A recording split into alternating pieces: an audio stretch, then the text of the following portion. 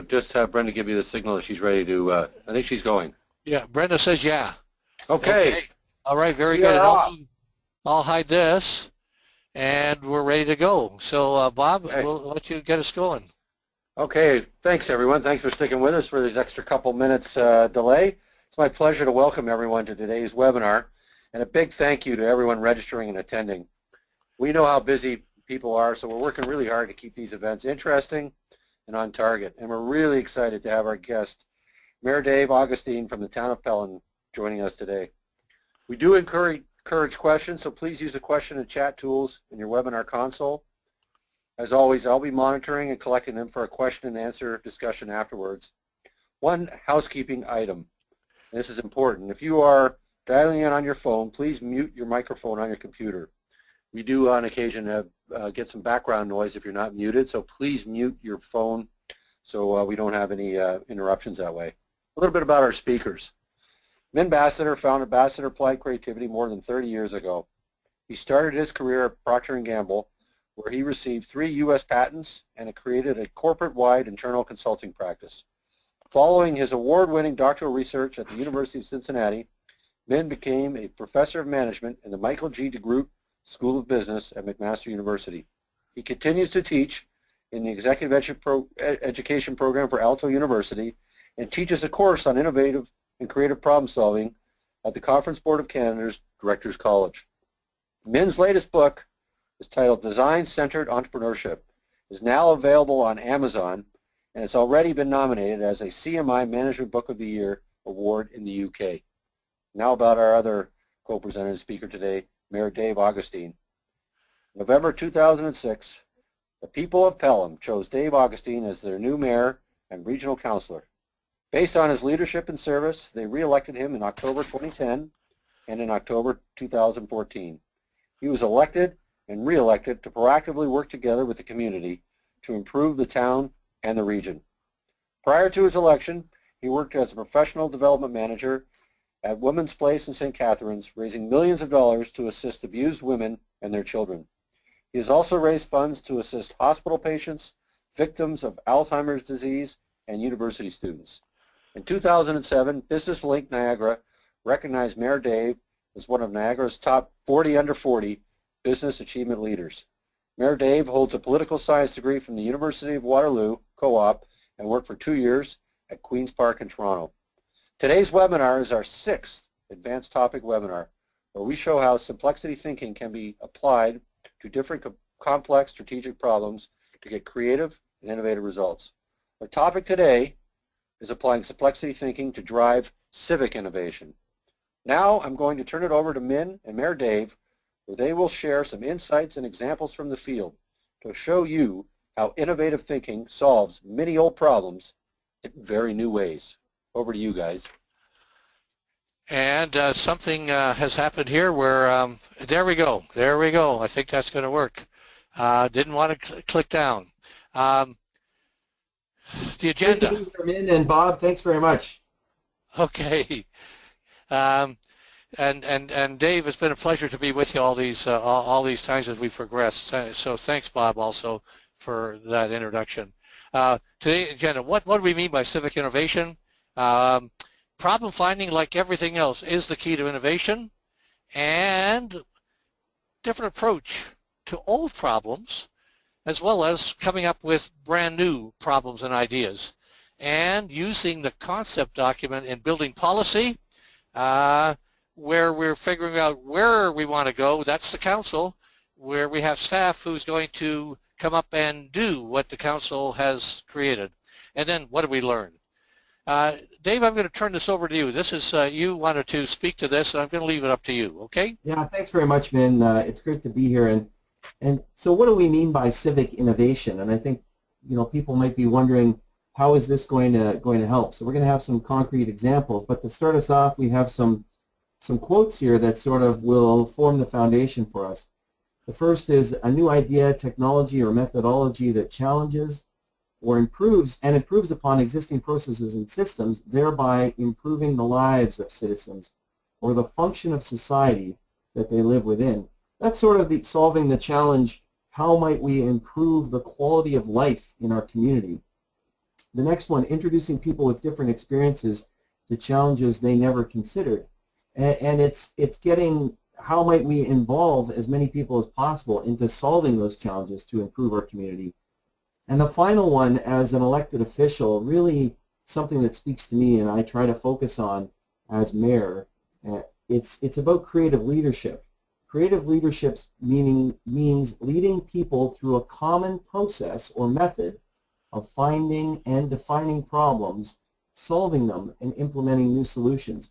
And that's a bit freeing, because it means that as a municipal leader, whether it's council or mayor, you know, we don't own the problem, but it's our job to lead the community through the problem and work on the problem definition, defining the problem, and then working together to solve it. So that's something that really speaks to me as mayor. So, thanks, Dave. Now, this is something that is kind of important to look at, because what we're fighting this is from days of yore how municipalities and governments have been set up. And it's very, very, the idea was, let's keep all of these different silos apart so that we end up without corruption or graft or whatever, and keep them separated. And what happens is, it's very difficult to get these different groups working together on really important problems. Dave, would that be a good way to say it? Yeah, absolutely. The system that separates the mayor and council from the chief administrative officer, and then all of those areas, those silos, whether it's information and planning or public works. And so how might we combine these things and get those individuals involved in solving the problems and defining the problems? And one way is with cross-functional teams and trying to get people from different areas, and we'll touch on that in a few minutes. But really, this is to say, how do we break down those silos and cross those lines so that we can improve our community for all? And if I could say, without violating some of these checks and balances where we're keeping the council apart and the mayor apart and all that kind of thing, how do we work with that and make it work? And I think that's what we've done. Would that be okay, Dave? Yes, absolutely. Yeah, okay. So now, review for many of you, maybe new for some. Problem finding is the key for innovation. Innovative people don't wait for problems, they find them, and they deliberately drive change. So if you're going to make a better city, find out the problems and get people engaged in solving them. Now, it's anticipation and seeking. We don't wait, we look for problems. What are people complaining about? What are the new things happening that we could rely on, be ready, and deliberately change what we're doing? And often, instead of saying this is the way we do it, say how might we do it in a new way so we can accomplish this new problem. And the whole organization, this is key behavior. In really good organizations, people all over accept the new ideas quickly. They don't ask, why do I have to do this? And it's across the whole organization. Everybody helps each other. This is key in making this kind of thing work. Now, problem solving finally starts with the pre-consult. And this is vital in that when there is a problem of some kind, you don't just jump in. You have what we call a pre-consult, which is you involve the key people who are, we would call the owner of the problem, and we work with him to really define what he or she really wants, or if a group does, or the citizenry does, but it's a pre-consultation defining the problem fairly well before we start. Now, this is what happened. A few years ago, 3 or 4, I guess, I got a phone call from Mayor Dave and his CAO, and they said, you know, we are really thinking you might be able to help us. And we said, okay, come on over to the center, which they did. And the method always is to say, gee, I don't know if we can help you or not, but let's find out what problems you've got. And this is a précis. Very quickly, in 2 hours, we had, they stated about 8 problems, and the stars beside them indicate where they put these little dots that we have, and the 2 that they picked were lack of innovation and staffing levels above the other ones. So that completed step 1, problem finding, and then we went into fact finding. And again, we generated a lot of facts. These are the top 8, and the very, very top ones by consensus, where we don't know how to be innovative, and we would like to revolutionize local government. So Those became the key facts about why are we here, what are we thinking about. Then we move into problem definition, and we generated several how might we's, and the key one that they picked was how might we lead other municipalities. And down below we have other ones, how might we learn to innovate, etc. But we need something to start in the middle, and now we do the classic challenge mapping process, which is the key to all innovation. And the challenge map we're going to show you from top down. It's not the way it actually resulted. At the top, we ended up with how might we reach the goal of being the best municipality. Underneath this, there were a bunch of challenges where they're called what's stopping us. How might we attract more tourists to Pelham? How might we attract and retain the best staff? How might we attract people to live in Pelham? Below that, how might we make Pelham the most desirable town to work in? How might we make Pelham the best place to live and work? Below that, how might we serve our people better, and how might we utilize our resources better? And how might we think more creatively? How might we learn to innovate? How might we begin solving many problems innovatively? And how might we engage citizens in identifying real problems and solving them? And finally, what's stopping us? How might we adopt a process for innovating? And on the left-hand side, a bit of reality check. How might we convince council it's a good idea to be different? Okay, so basically that's what we came up with, and we started to work on this process for innovating. Now the action plan that came out was, let's pick a small group to go through basic training for 2 days. Then on the third day, use their new skills to solve the problem, answer the question of how to take the process further. Now this would mean that this group was also going to see if they have a take, see if they like this process. And the group they picked were a mix. Senior management, managers, council, and key staff. And we created a 3-day slot for the training. Now, as many of you know, one of the key things we do with any new group is have them fill out the ambassador profile. And this is how we positioned everything. Deliberately driving change means flexibility, means quick reaction. Lots of things are quick reaction. Lots of things are perfecting our routines, how we serve, how we do things. And finally, adaptability, how do we be proactive? That all means driving change on all of those. Now, the process has... Just to go back to that slide for a second. Yeah. Many municipalities talk about the efficiency piece, especially lately, cutting red tape, or they talk about how we react. We're trying to focus on how we adapt and be proactive. And as we know from the business community, it's those businesses that try to work on that and perfect that are the most successful. So why wouldn't it be the same for municipalities? Very good. And the process itself, very simple, as all of you know. First is getting things started, finding new problems and opportunities. Adaptability is based on that. Second, define the problem really well with the key people. Put some ideas together.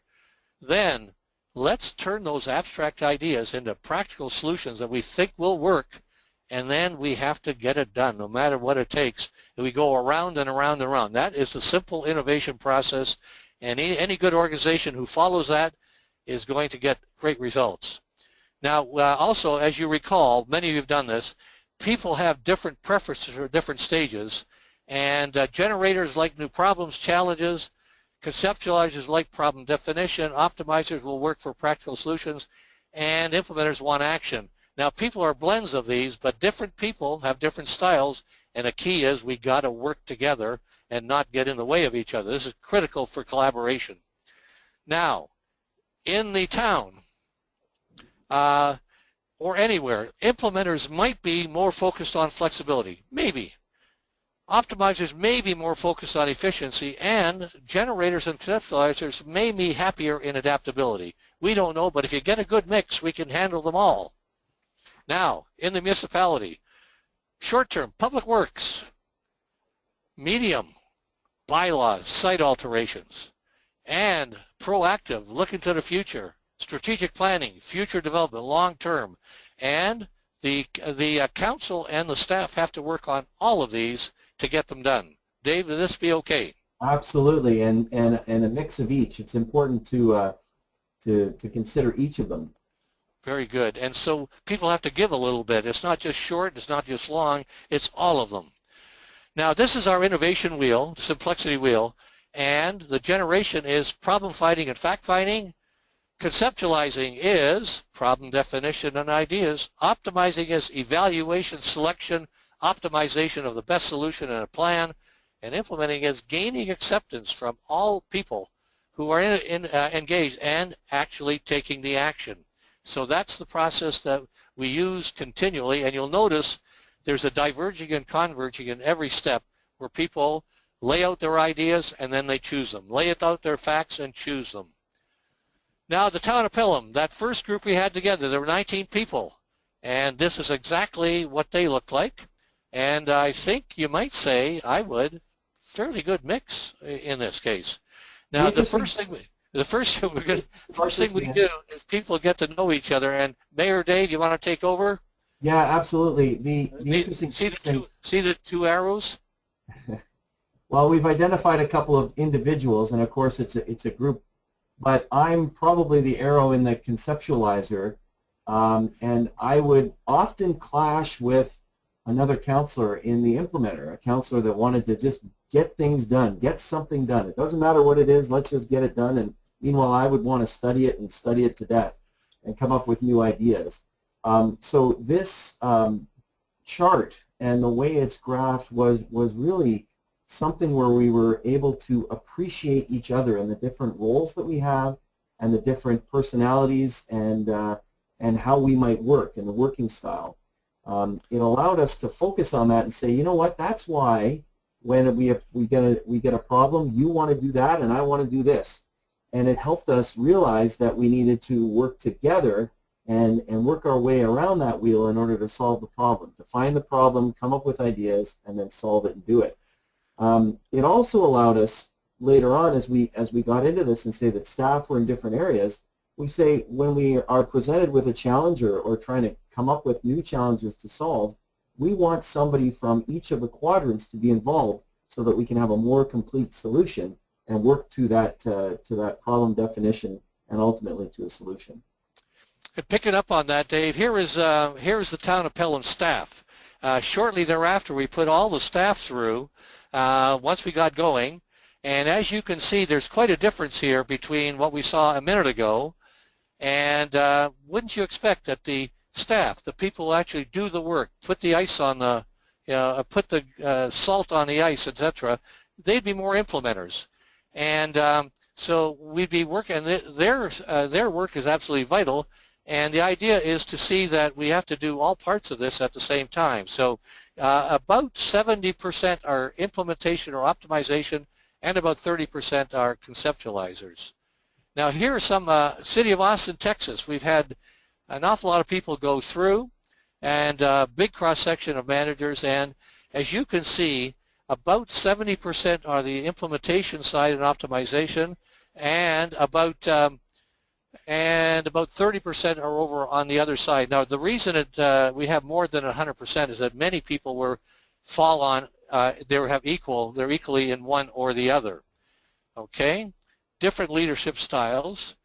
Province of Ontario, public service, again, a great number of people, and as you might expect, these are people who have to do the job, and many people have attended a innovation workshop, and they use this to guide them. So again, about almost 75% implementation and optimization versus the other.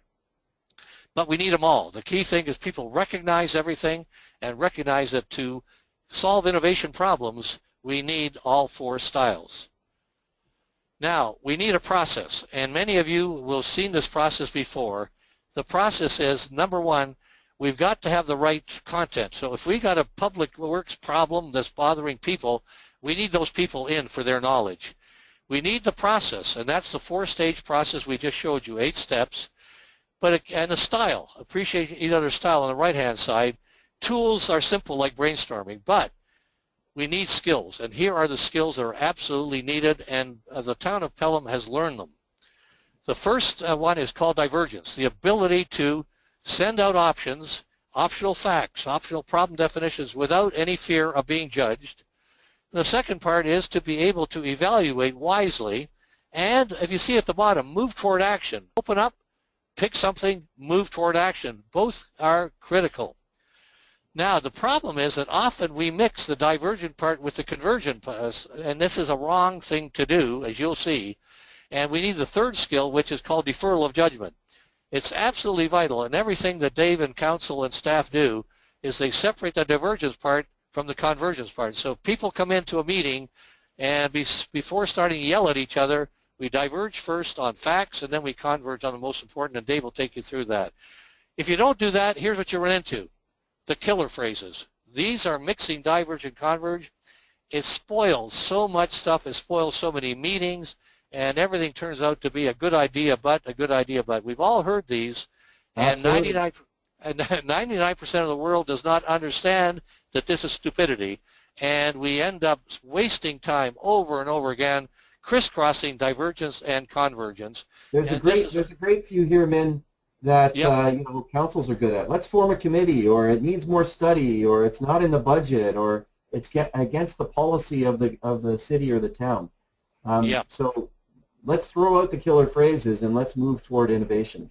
Yeah, so we said, listen, let's leave that aside, separate the two, and let's start using the four-stage process. And here's some examples from the front lines that I'm going to turn over to Dave. Thanks very much, Min. So yeah, this is an example of how we work together with the community on some of the creative problem solving. So it's not just council and not just staff, but we work together with the community on this. If you go to the next slide, I'll talk about one of the most contentious issues we had in our community. And we were going through the training, and we said, boy, this issue is a heated issue. We had in the top picture there, that's a public meeting that we had, and the gentleman there eventually, just after that, we had to throw him out of the meeting because it got ruckus, unfortunately. Then we had protesters talking about this issue. This is site alteration, which is regulating how municipalities govern soil in their lands, and how high can you build a berm or not build a berm, or truck soil in or not truck soil in. And the real issue that we had, the challenge that we had, was that we had residents from the community coming up to us and saying, hey, my neighbor is bringing all this soil in on this rich agricultural soil next to me. I'm worried that water is going to come on my land. I'm worried that that land can no longer be farmed.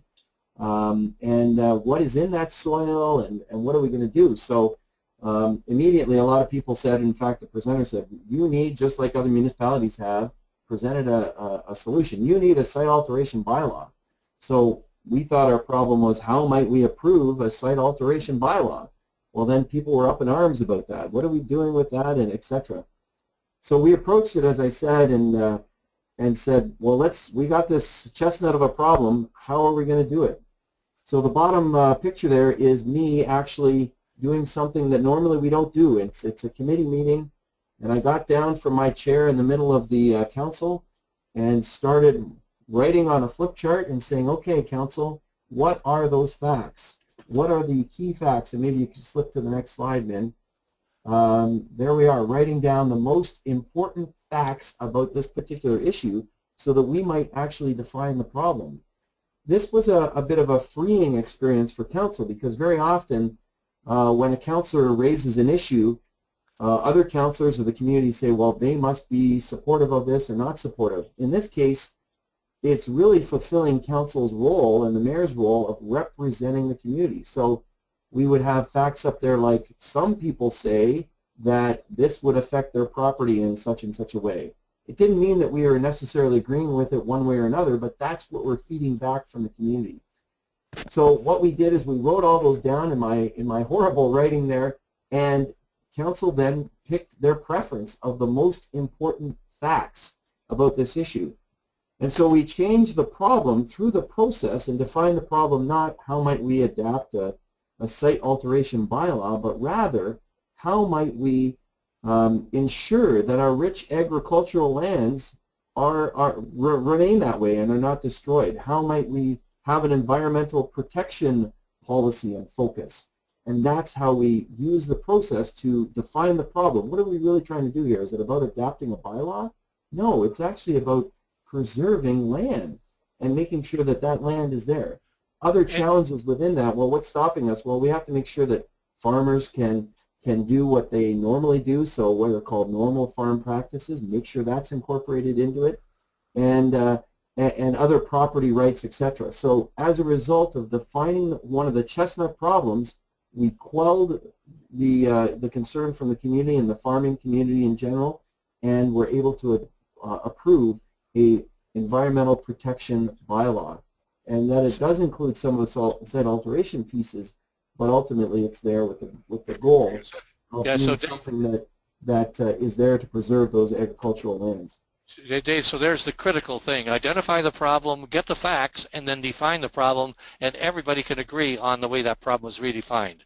That's right. And the next slide, I think, speaks to that in terms of what we heard from the public was we just said, look, the problem is this guy's trucking in material, building berms, etc. Here's the solution. Do this bylaw.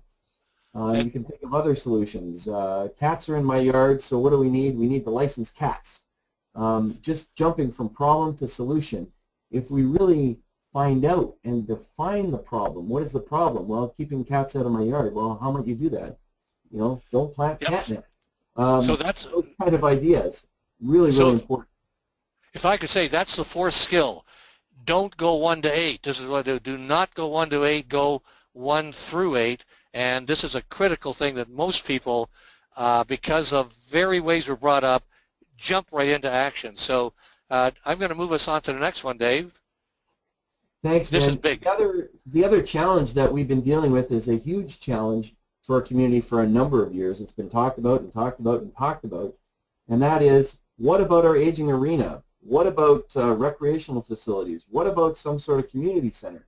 People saying they want it, some people saying they don't want it. They want an arena, twin pad arena. They want a pool. They want basketball, etc. And we said, you know what? This is really something that we have to define the problem. If we don't define the problem and then work at defining the various steps to get there, we're never going to solve this. We were constantly for years and years and years and just talking and talking and talking. What about this? Oh yeah, but there's this and this. So the next slide is sort of a challenge map.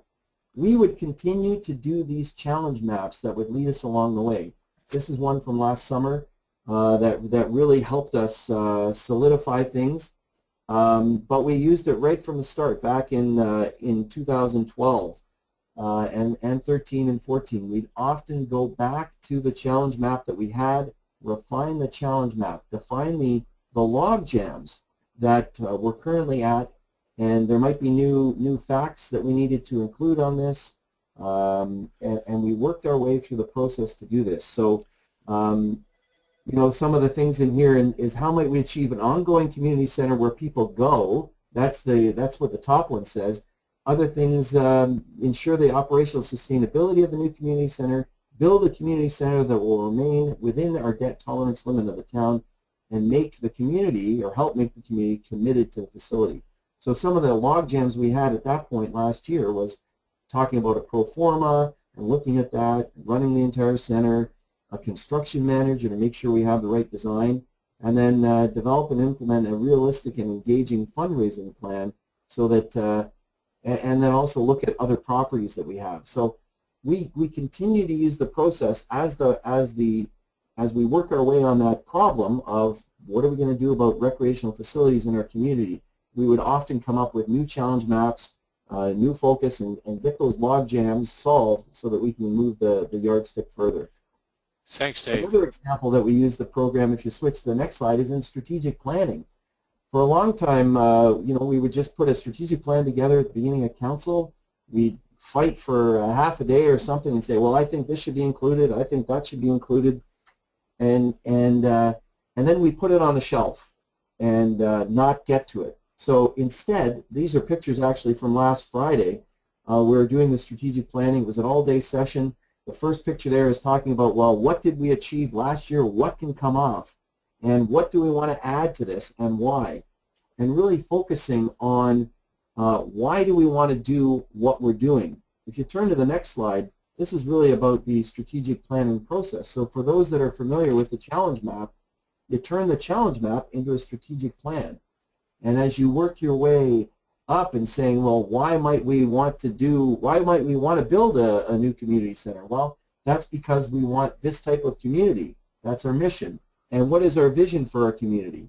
To be the most vibrant, innovative, and caring community in Niagara region. And so all of those goals and initiatives and things that we do feed into that process. There's our map that we came up with last Friday, our vision to be the most vibrant, innovative, and caring community in Niagara, and the mission that I spoke about earlier, enhancing our unique blend of our urban and rural communities.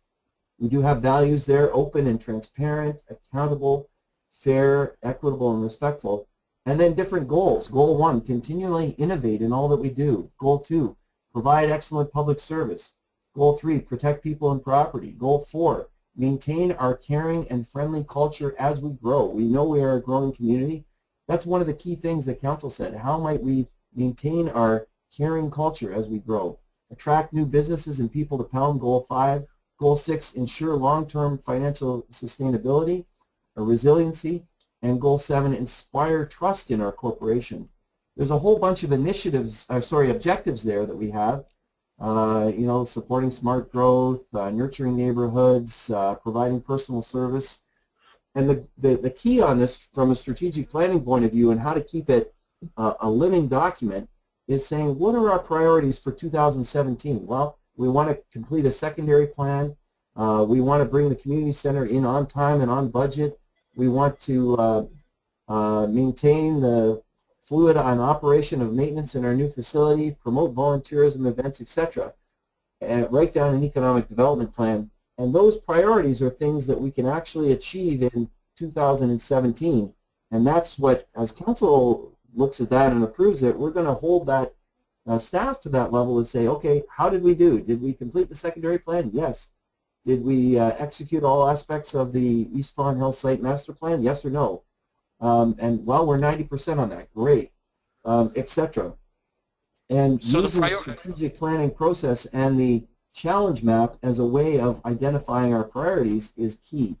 And the final piece, Vin, before I turn it over to you on this, is that next we will be looking at our 2017 budget and say, what budget resources do we need to achieve those priorities? So instead of just doing our budget and strategic planning isolated from each other, we're actually embedding the two together and seeing that one follows the other. Dave, that's so critical. In my experience, many companies don't know how to do that. They say, well, let's get our budget together and then we'll do our strategic plan. Nothing is so backwards. Get the strategic plan first, figure out what you want to do, and then create the budget for that. And that's so good that you're doing that. And you'll notice that along the bottom, these are all very concrete. Everything there is measurable. Bring in the center in on time and on budget in 2017. That's going to be done. Can we measure it? Yes, we can. So as you go up, it becomes more and more global what we want. Down at the bottom is this is what we're actually going to do and be measured on. Okay, Dave, and now you're going to move on to the next one for you. Right. Thanks, Ben. So as I mentioned a little bit earlier, we do use the process with volunteers, with residents and business owners. These are some latest ones here.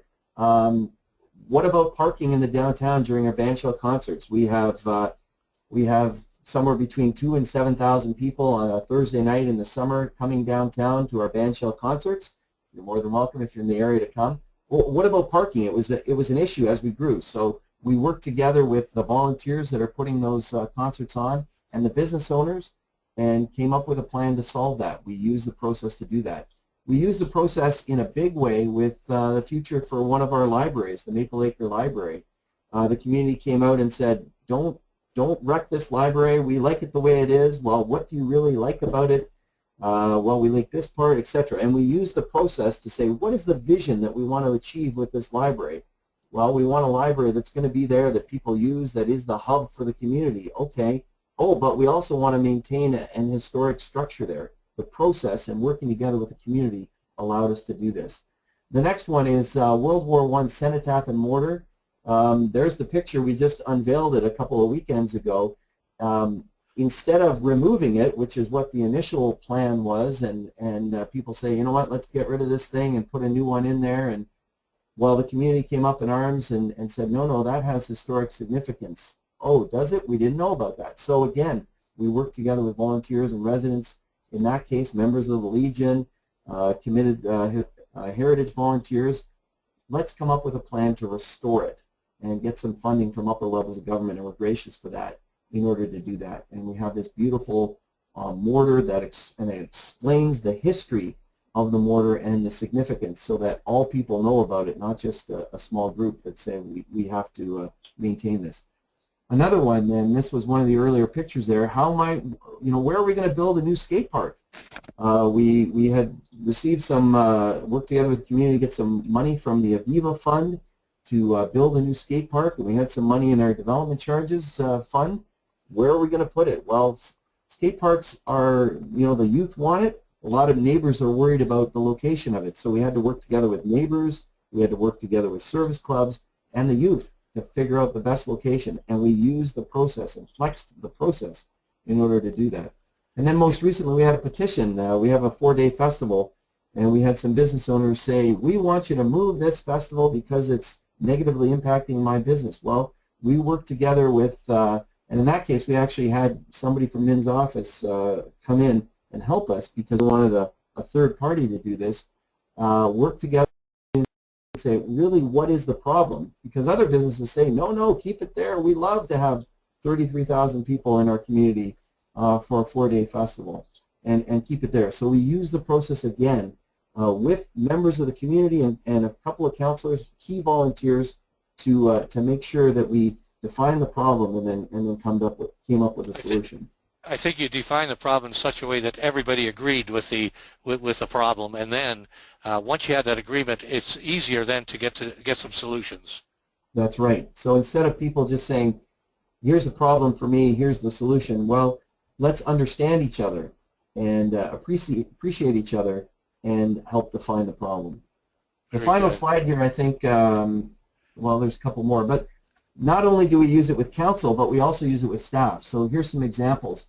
The one picture with the 30 kilometers an hour sign there, we had a number of vehicles speeding through our community in this section right in front of a school, and instead of solving the problem, how might we catch those speeders, we decided to say, how might we make it safer for the kids crossing and for the crossing guards. Another example in the middle on the top is we had a couple of frozen water lines, and we couldn't get the parts were backloaded and expensive, so how might we come up with an innovative way, staff did, to unfreeze the water lines without having to dig up the front yard. The bottom in the middle is we have a couple of speed humps, and instead of, again, investing in very expensive equipment to try to paint those things and the paint keeps coming off, staff developed a stencil and said, with the question, how might we paint these speed humps and make sure that it's there?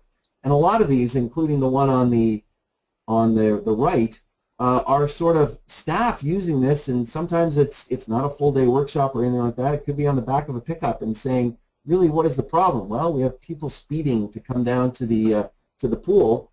Well, what's the problem? Is it people speeding? Well, what is the challenge here, and how might we solve it? Well, let's put planters into the middle of the road, sign it, and how might we slow people down to make it safe for pedestrians and people walking. So in these cases these are public works, but staff continue to use this, and we have a culture of innovation in our town, and that's what we want to promote. The final feature is, again, this is sort of how council uses this. In the middle of a council meeting, we break open into a creative problem-solving process. And it's key, and you'll see that we were working on that and identifying the best solutions and using an evaluation process to do that. What's the criteria, etc. And then finally, as we continue to do this and work our way around the wheel, this is the next level of thinking. I'm going to let Min talk about this in a sec, but the concept document. So we used to start with all of the reports coming to council. Here's the 3 pages of brainstorming that we did on the facts. Here's the problem definition, etc. Instead, we developed this concept document. What's the concept? Background information, the key facts that were collected, the selected challenges from the challenge map, the selected solution for each priority challenge and the milestones. And now, routinely, we have those reports coming to council And we know that staff have done the background work, have done the thinking, have done the innovative thinking and using the creative problem-solving process, and are presenting their best ideas to council with their recommendations. So that's how we use this concept document to help build policy and move our town forward. So council can see right in front of them very much what they've been asked to do and why. Very, very quick, without a lot of questioning, etc. It's there, and then they can decide on the spot or ask for a little more information. But it's a great time saver. So, Min, to this, what are our biggest learnings? The process works. We have used it successfully for some of the biggest challenges that we've had in our community, whether they're public challenges with people protesting or whether they're large community initiatives like a community center. The process works. Defining the problem or the challenge is so important. Instead of going from 1 to 8, running through that wheel and making sure that we define the problem is so important. The pre-consult is key. We need the right people in the room, as I say, to help solve the problem. And we have had some cases where we haven't had the right participants in the room. We missed information. We didn't know this particular fact or that particular fact. You kind of have to go back. You have to make sure that you have the right people in the room to solve the problem. The process is adaptable and flexible. We use the process with council, as I've shown you, with council and staff, or with volunteers and community members. Staff can just use it, as I mentioned, on the back of a pickup truck to say, how are we going to solve this problem, and quickly run through the process for about 10 minutes and figure out the best way or the best innovation. Once trained, you can flex on the process and do the most important part of the challenge that you're on at that time. The process is key because it helps build consensus and promotes understanding. And one of the key benefits of this is that the counselors aren't bashing each other and all that. We're actually understanding each other, listening to each other, and the same with staff. It helps build that consensus, and it leads to a culture of innovation throughout all our operations. So we'd be happy to answer any questions about that, but that culture of innovation is key to help moving our community forward. Dave, thank you so much. Bob, I think it's where we might turn it over to you for questions. Would that be right? Sounds like the right time for questions, but I'm going to, you want to put that next slide up, or do you want me to put some, just this one some here? next steps? We always finish with our next steps. Just some workshops we have coming up, level 1 and 2, coming up, I think, next weekend, September 23rd, or this weekend. Yeah. It's coming up very soon. We're doing a workshop with the folks from Lego Serious Play down in Cincinnati, September 27th to 30th, that we're calling Architects for Change, Building a Better Future with Simplexity and Lego Serious Play. So it's short notice, but if people are interested, I think we have quite a few people that are coming to this workshop, so we're pretty excited. The next PIA workshop, Professional Innovation Advisor Workshop, is November 29th and 30th, again at Procter & Gamble's gym in Cincinnati, Ohio. And if you have any other thoughts, let us customize a workshop for you. We'd be happy to do that. In fact, I would say most of our workshops are done in-house, and we always listen to you and your needs, and we're always keen to customize something that will work. Using the process is very important for us to understand the problems, the challenges that you have before we suggest a particular kind of workshop or solution. So we do stick to the process. Bob, if I could mention, the PIA designation is not only for people outside organizations, but also inside. Helps people really focus on how they're going to be leaders in wherever they are. And Pelham has, I think we have 3 PIAs right now in Pelham, high-level people who know how to, and Dave's one of them, how to advise people, not tell them what to do, but help them through the process. So again, that was just the idea. We have quite a few PIAs now. We do it twice a year, but this is leadership inside the organization, and it's leadership outside the organization in building a practice. And our next webinar, we haven't scheduled the date. Truth be told, we're pretty darn busy, which is really good. So finding a day that we can commit to at this stage, it will be a Tuesday. It will be at the same time. But we're thinking this one will be called How Might We? And join Min as he shares some seminal success stories from a lifetime in creativity and innovation. This is a great opportunity to hear some stories from across the board, different uses of Simplexity, where Min can tell you a few things that have happened over the last 4 years that you'll find really interesting. So look forward to that. You'll be getting an invitation from me. And as always, there's our contact information, our email addresses, and our phone number. So without further ado, we got a few questions here that I'm going to send. And most of these are for Dave. So Dave, here goes first question here. When dealing with wicked problems, it seems that what is at issue is there is a tension between things that people hold valuable, i.e. security versus freedom. How does your process help people identify and discuss the underlying value tensions, move out of positions to interests? Well, I think it's through the fact finding and through the problem definition phase. So it's through that. And so when we talked about, I'll use the site alteration bylaw again because I've spoken about it, but we have other examples. The value there is government shouldn't touch my land, and I can do whatever I want on my land. The other value is, yes, but this land is here for all. It's rich agricultural soil, and that area was one of the most beautifully farmed areas. And so on the one hand, and the value of a neighbor shouldn't interrupt another neighbor in their activities and interrupt their enjoyment of land. So the process really helps in terms of the fact finding when we say, well, some people believe that they can do whatever they want on their land, and then other people believe that the soil should be there for the next, the rich agricultural land should be there for future generations. That's all part of the fact finding. And when the participants then pick and say which is the priority piece on this, and then it allows you to work on what that problem is. So, Dave, if I could say, those are both accepted as facts. Those are mere important facts. They're not stoppers. Those are facts. that's And right. then there would be lots of other facts.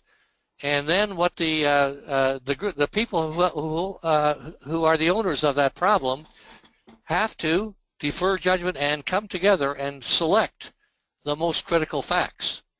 And so the critical facts are chosen in such a way that those just contribute. Those are just two key facts. There's many, many others.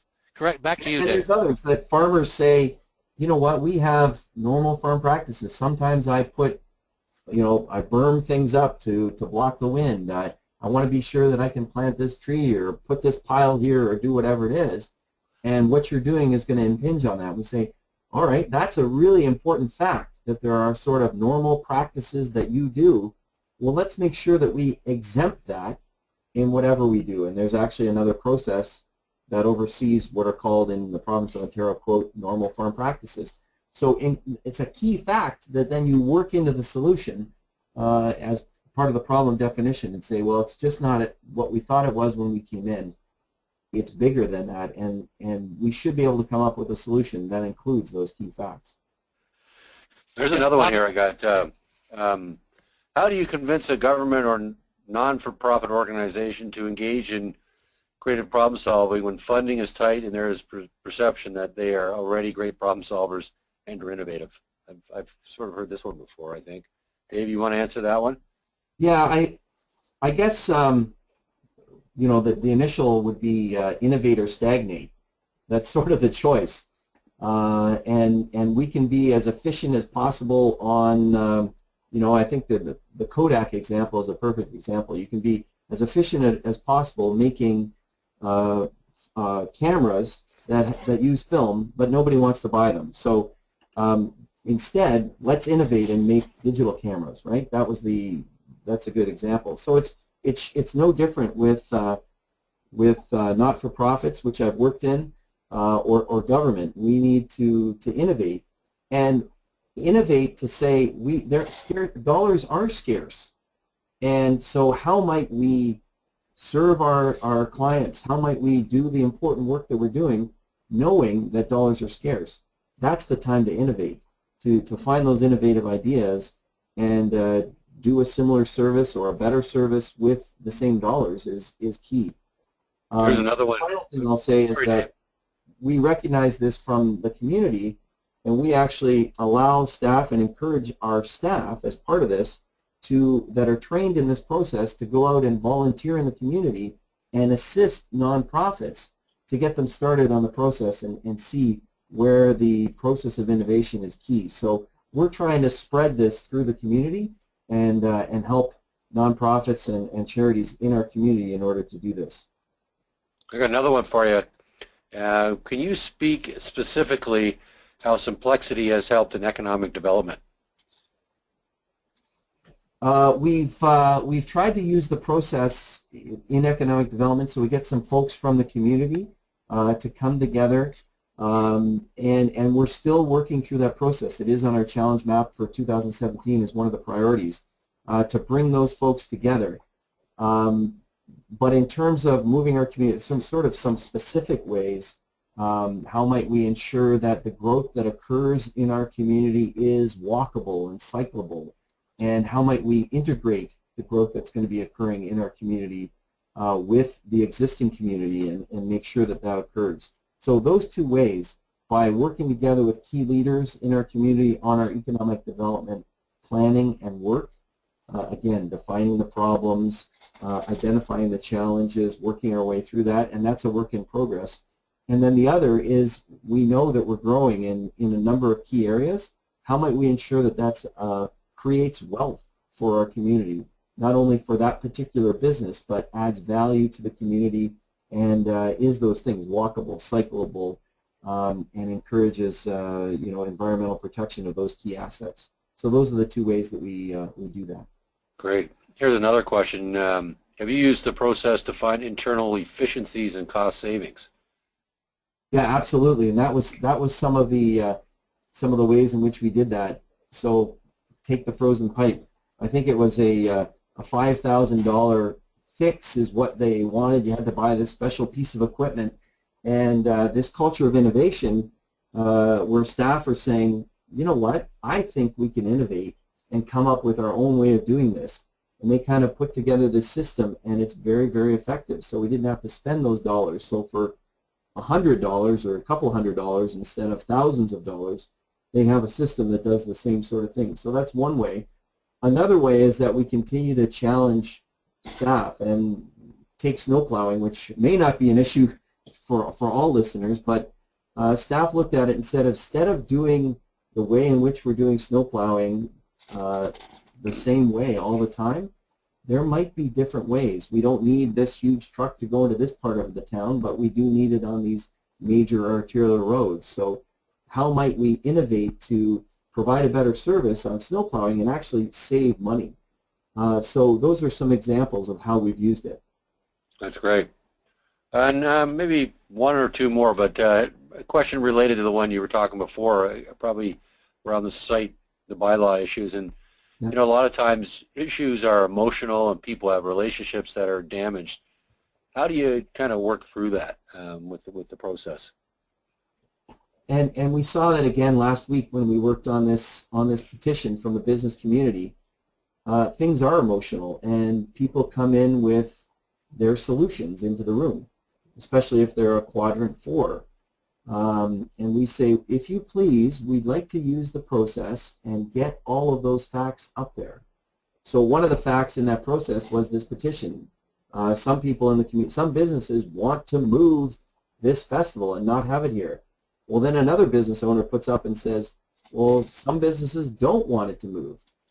And working together and having those discussions so people aren't, it's part of that divergence of judgment and saying deferral of judgment, where they say, if you please just let the other person speak, defer judgment on this, and it really does help solve the problem. So the process through fact-finding, through problem definition, and prioritizing with the group really does diffuse those long embedded values that are there in a community. Something like an arena. Should we twin? Should we not twin? Well, really, what are we talking about here? Do we have sustaining demand to have a twin pad facility was the question that we asked, instead of should we, shouldn't we? And that problem you can solve as opposed to a should or shouldn't problem. That's how we use the process to do that. If I could say, Dave, quickly, building on it, everybody is listened to. Everything goes down. Absolutely. Every emotion goes down. And for half the time, the divergence occurs where everything is taken as a fact, emotion, whatever, it goes down. And they're listened to. And then it comes time to do some converging. Everybody's listened to again, and it's a great consensus building tool if we defer judgment and diverge and converge separately. I got one last question here, Dave. We're just looking at the clock. I think it's a good question. Where does this process live in your organization? Do you have an innovation office? I think that was a good question too. Well, we see chief innovation officers out there. Our community is small, 17,000. We have about 55 staff. And council recognized that to make this work, we actually developed an innovation policy. We said sometimes new people come in, etc., and you change the system, and then what happens? So we don't have an innovation office. That would be sort of siloing the process. Instead, we expect all to use the process and to innovate. We've actually moved from, including in our strategic plan, and then our performance management system with staff uses the process, and they have to use cross-functional teams to solve those particular priorities that we put together for the benefit of the community. And they're evaluated on solving those problems and being innovative about it, defining those problems, working on them, solving them, and bringing it to action. So instead of a separate office, we've embedded innovation right in our community in everything we do. And that's how we try and do it, and that's how we've been most successful on it. When we use this process to innovate, that's when we can make huge leaps and bounds on the challenges that face our community. Well, that's terrific. You know, I think on that note, that's a great place to finish this. Mayor Dave, I want to really thank you. I know how busy you are. We think having someone other join in on these webinars is great for people in our audience to hear. We've been talking about so much of this in the process and how it works for years and years. To hear coming out of somebody else's voice, and somebody else's voice is really fantastic. Yes, well, it's great working, and Min, some of the you've used when you introduced it to us were from the business sector, but it can work in any sector, in the government sector, the municipal sector, and other sectors as well. So it's the system is flexible, and we can adapt it to our particular situation, and we've done that. Yeah, and you've shown great leadership, Dave, and especially what they've done is internalize this process. The key is internalize it, and that's the secret to success. And when it's internalized, then you become self-sufficient. They don't have to bring me or other people in. They can do it themselves, and that is the secret to innovation for any organization. And you have to make the